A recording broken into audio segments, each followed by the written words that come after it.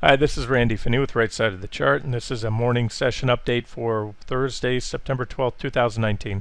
I'll do a quick update here. Well, I say quick, and it always keeps going, but I want to cover at least the equity markets, touch on those. Again, I've been very focused on the precious metals, trading those long and short recently. Also using them as hedges to my swing positions, well, both in my swing trading accounts and my more active trading account. Yeah, I've gone on and off, long and short, the metals. Normally, yeah, I should say normally I'll use the metals as a hedge to shorts on the equity markets if I go long, because there's an inverse correlation. But as I said in last night's video, the charts on the metals were bullish, clearly bullish. And although, and I said there's, we could easily see some more upside in the markets, continue to diverge, and I'll talk on that in a minute. These divergences that are in place, plenty of room for the markets to rally and keep those divergences intact. And so therefore, even though it was a hedge, it wasn't, as a few weeks back, you recall, I was short the metals because of the technicals, but just as much, if not more so, as a hedge to my index shorts, with the logic being that if the market went up, continue to rise, the metals would then fall. And they did, and that worked well. So the odd thing is, again, going home with pretty good positions in those metals last night and still hold on today, the market's rallying and the metals are up. So we're not seeing that risk on risk off thing working right now, and that's a good thing. And again, I guess the takeaway, if I'm confusing you as I'm saying this, is it's all in the charts. The charts told me be long metals, and whether be long metals even if you see the possibility more upside in the market. And that's so far worked out well today. I'll get to those in a second. I just want to start out here. I am not going to revise the stop on this QQQ trade. Last week I suspended it for a day. It's 192.58 on a daily close, and so that means you can either wait till 359 if you're well below that level, or below that level, close it out. You do what you want. I've told you what I'm doing. I'm going to sit tight still. For number one, I've been hedging up even in both my active trading account. Well, the active trading account, I'm long short NQ on an almost daily basis. I'm in and out sometimes 3-4 times a day. Swing trading accounts, IRAs, things like that, I have still core short positions on the markets, equity markets, and I'm giving them some room right now because, as I've told you, I see, and maybe I'll prove to be wrong, but at best, a marginal new high in the market. Let me show you one thing real quick. Let me go to SPY. But again, so that's the official trade. We'd have to reverse today and close back down below 192.58 to keep it active. Otherwise, we'll let it go. And again, I'll do updates on it, so it's up to you whether you want to extend your stops, and that should depend on where you entered before I flip over to SPY. Let me talk about that real quick. That trade, the official trade, we entered right here on this candle on August 13th, just off the highs, right about at the body of that candle, right about where I'm grabbing. And you can see on the pop-up box to the left of the screen, all the way down on the bottom, it will show you the percentage gain in green. And so as of now, SPY has risen, or QQQ, I'm sorry, 2.5%. So that official trade is only underwater by 2.5%. That might be a lot to some of you if you're, you only target 3, 4, 5% on trades. My target from where we entered, the max target right now, and I will almost certainly extend these targets if this trade starts to play out, even if it gets to T1, because that will change things on the longer term charts. I'll probably talk about that in another video.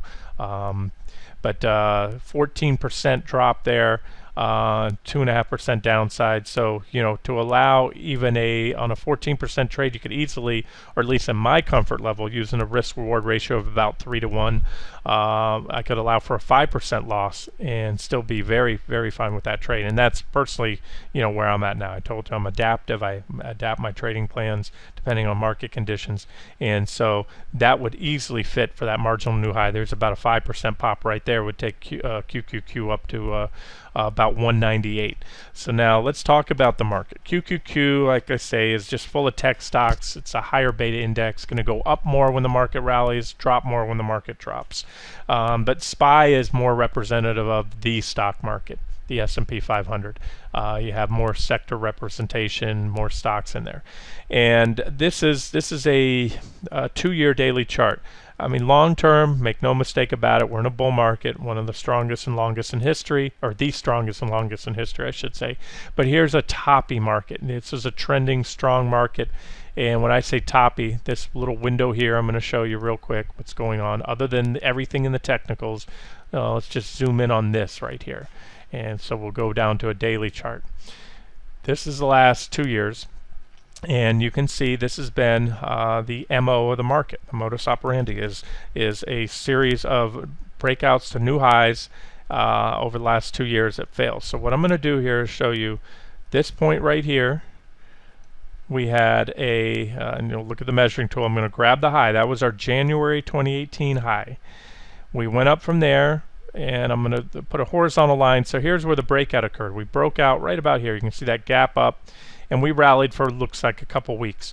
We rallied exactly, well, according to this measuring tool, if it snaps to it, 2.5%. So when I say a marginal new high, that's what I'm referring to.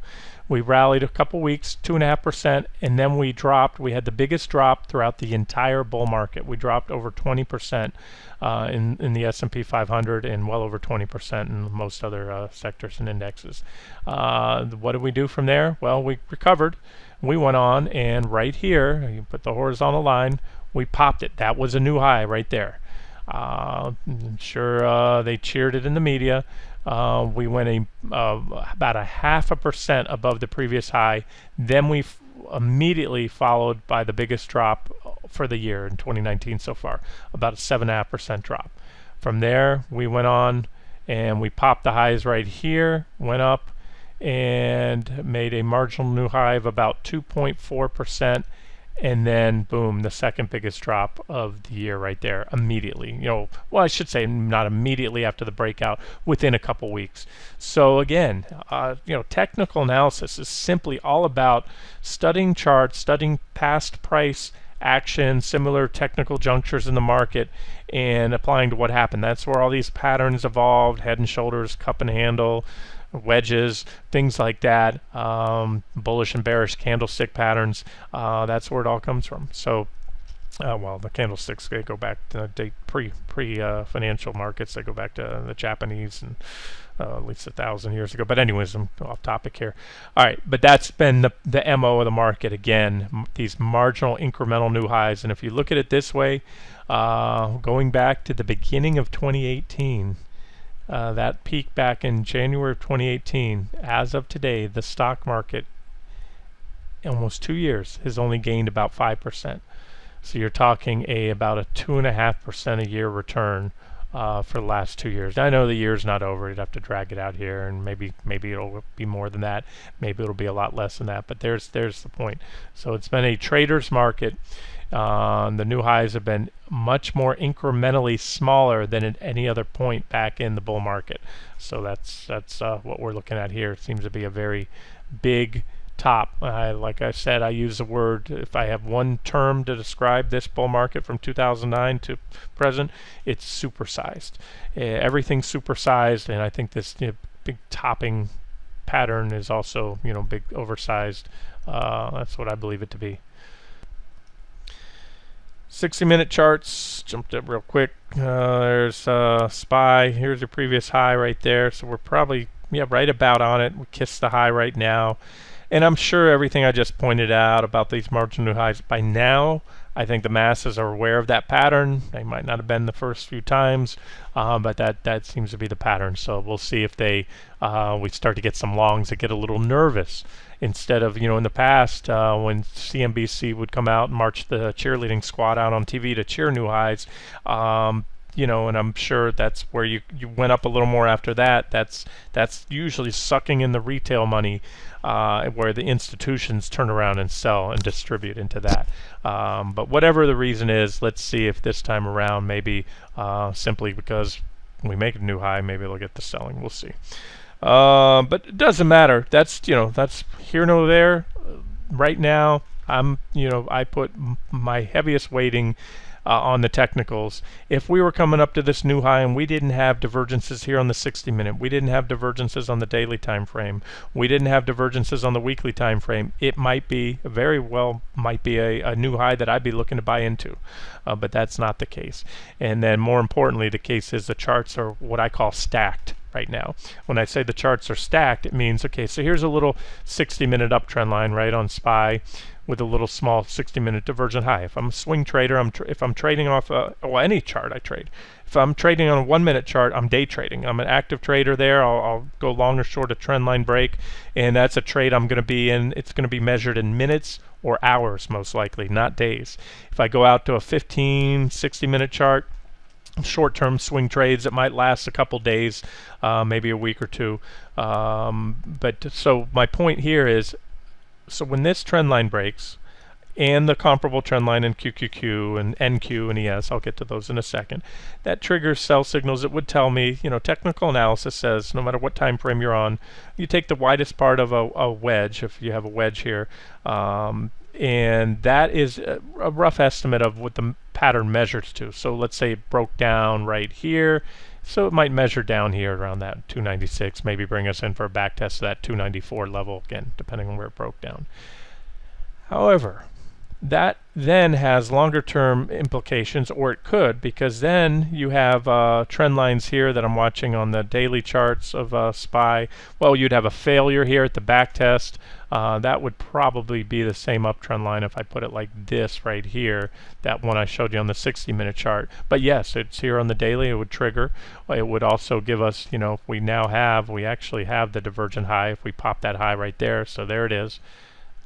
And then what happens? So let's just say, okay, well, all right, Randy, I agree with that. We come back test 294, and but then that's, that was again my most bullish scenario is minimal upside before at least a back test 294. Bulls want to see that and leave no unfinished business. Back test the August trading ranges.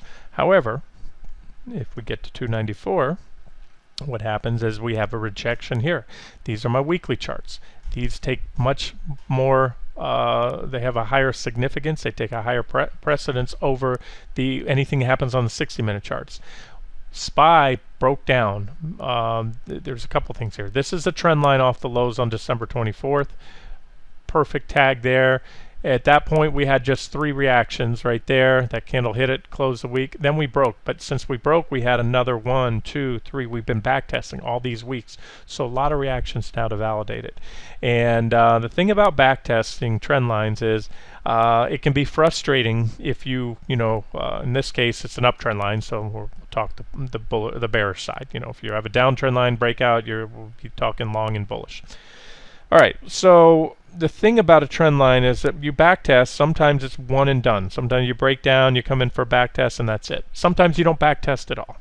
And then when you do, you can back test for weeks. And the thing about a trend line, if it's not as steep, here's a trend line right here. Let's just say you shorted that trend line, break on that trend line. Then it came in for a back test. You had enough room to add to that position, so you added on the back test. Okay, no big deal.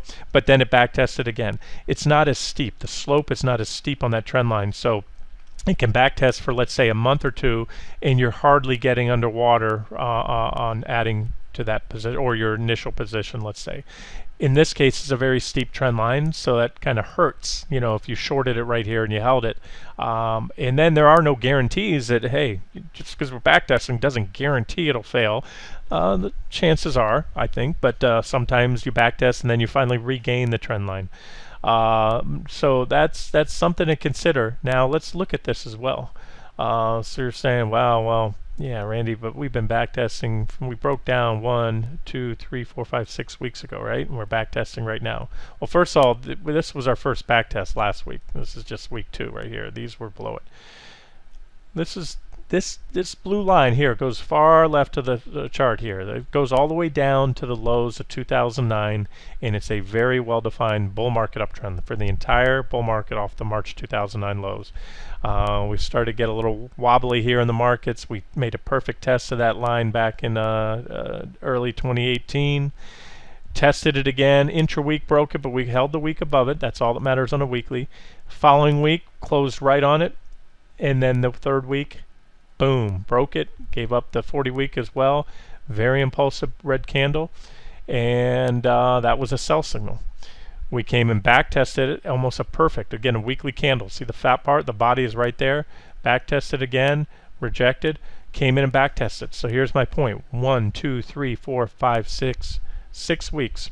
From the breakdown, we had 1, 2, 3, 4, 5, 6 additional candles there. So really 7 weeks below the trend line, and it was at that candle right there, the 7th candle, including the breakdown candle, that did the trick. And from there, we had the biggest drop. This is the biggest correction that the market has had in the entire bull market. And so it worked then, and there's no reason to say, you know, we're only on week 6. So we'll see what happens. Of course, you have the divergence and everything else there as well. QQQ now has held that same trend line. And this is why SPY is backtesting. At least this is my opinion, my interpretation of the charts. I've talked about this. There's that very important trend line off the lows on December 24th. Perfect test there. Another reaction, 3, 4, 5. We were dancing on this thing. Look at each and every candle hit that for the last previous 5 weeks, other than this week so far. And so that's one reason SPY is backtesting, because SPY broke down, but QQQ did not. And although SPY is more diversified, QQQ, this has the market leading stocks. They've yet to really give up the ghost.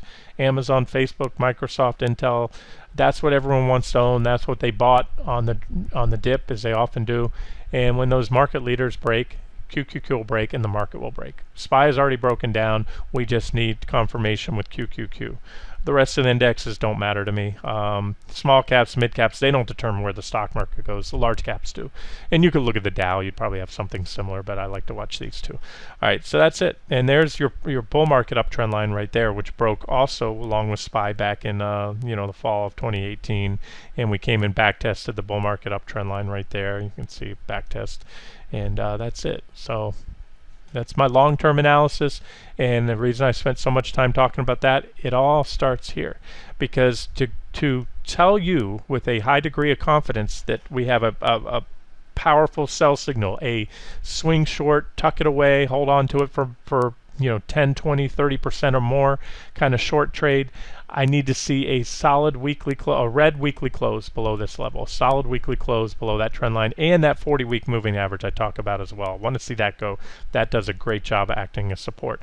And so therefore it's going to take a drop of about, not much, about 5-6%, well 6% to get there, a little bit more than that to take us down through that 40-week moving average, that red line there. So that's what I'm looking for. And if that happens, you'll see also a rejection off SPY, off the trend line. The other thing I can all but assure you is these are well-watched levels.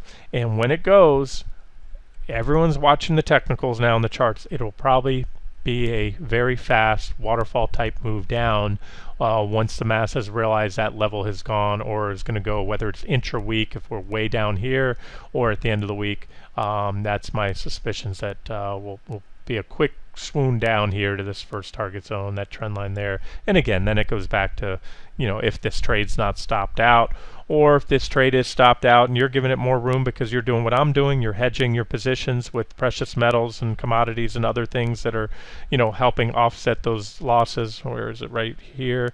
Yep, that's our stop. Nope, that's not this. This is right here. Stop on daily close above 192.58. So these are still the targets, and I can tell you if we break this trend line right here, again, I think this would just be a bump in the road. Even this one probably just a speed bump, and I would probably extend targets there. So before I wrap this up, I wanted to get, and I'm going to do another video because this one's taken too long. I'll do the next video on commodities and precious metals. I see a lot of things there.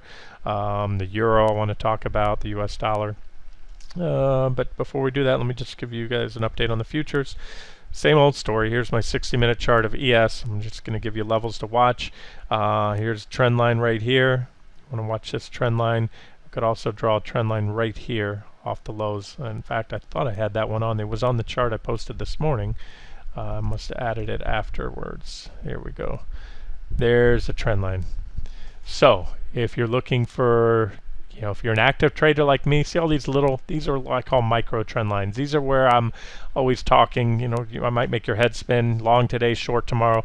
I have an active trading account, and it is not uncommon for me to be long, short, in and out of the same instrument like NQ or crude oil or something, 2, 3, sometimes 4, even 5 times a day, reversing those trades, in a lot of times off the 1-minute charts, 5-minute charts. But as far as active swing trading, you know, these are the levels you watch. These little, you know, I call them micro trend lines here. Small trend lines, a little small wedge there, breakdown, your sell signal, stay short or don't go long until the breakout of this downtrend line. And then, so right now, this is the trend line that I'm watching, micro trend line. So that's our first support level, this one I just drew right there. And we also have a reaction low right there that comes in right around it. So if we go much below that, make it very simple for you, pretty much an impulsive break below today's lows, that should open the door if it happens. Now, support is support unless broken, so you can also go long here. Might get that another thrust up to new highs there. But if we break that, then next support would be this uptrend line that I just showed you here, the longer, more significant trend line, as well as at 29.85 is also very good price support right there. So those are near-term levels to watch. Now, of course, if that breaks, that has some, you know, pretty bearish implications near term, because this is a pretty significant trend line right here. And then you can see we'd probably go right on through that one. But each of these are levels where a reaction is likely. They're support levels. You know, they were resistance on the way up, and now they're support levels all the way down. And then ultimately, I'm still looking for a back test of the August trading ranges, which is 29.44 in ES. That's the S&P 500. I think that's 294 on SPY. And then QQQ, or yeah, NQ. No, that's ES. I'm sorry. NQ. You want levels there. You have the same trend line. Should be right here. There it is. That's probably the most important trend line. Let's make it a little thicker so it stands out. There we go. That's a pretty important one as well. And then I have these micro levels here you can watch. You have this trend line here. Although that's not coming in with SPY, you could probably put one here. I don't want to force these. I don't have a lot of reactions. It was a little more better defined on ES that I showed you a minute ago. But either way, let's say the same thing. A break of these lows, and then you have that 78.83 level. Remember, that was a pretty significant near-term level right there. You had this period of consolidation there with the top, and we ran up to it yesterday. We pulled back, and then we went up. Like I said, certainly the room for these indicators to allow for another, thrust up to keep the divergences intact. And so that's what's happened so far. So really the bigger picture is this wedge here. That's the bigger picture. You don't want to get all tied up in this active trader, stuff right here. This is what I can tell you right now. You want to see a pretty good move down. I think that'll come on a break of this trend line right here. And that comes off the lows on August 23rd, if you want to replicate it, and 78.83. They come in around the same level, although the trend line depends where you break it. That's the thing. I put these levels out there in advance so you can replicate them and watch them, because if we continue to wedge higher like this for a while, we can come in and not break that trend line till even after we break out the new highs in QQQ. We haven't done that yet. At least not in the Qs, which also tells me something, and I mentioned that yesterday. I'm seeing that kind of lately underperformance from the market leaders, the big market leading tech stocks, FANG stocks.